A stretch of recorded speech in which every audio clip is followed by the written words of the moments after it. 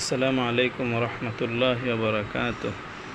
প্রিয় বন্ধুরা, আজকে আলোচনা করব বন্ধ্যা রোগের চিকিৎসা সম্পর্কে।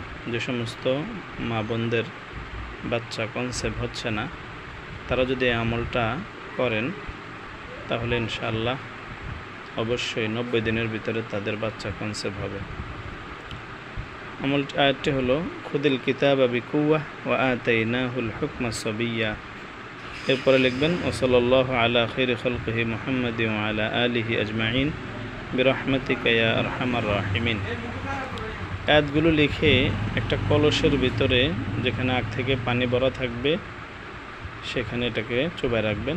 এরপরে কোনো এক মিন্স থেকে স্ত্রী পবিত্র হওয়ার পর স্বামী স্ত্রী একসাথে মেলামেশা করতে থাকবেন এবং সেই কলস থেকে দিনে 2 বার করে পানি পান করবেন। ইনশাআল্লাহ বাচ্চা কনসেপ্ট হবে।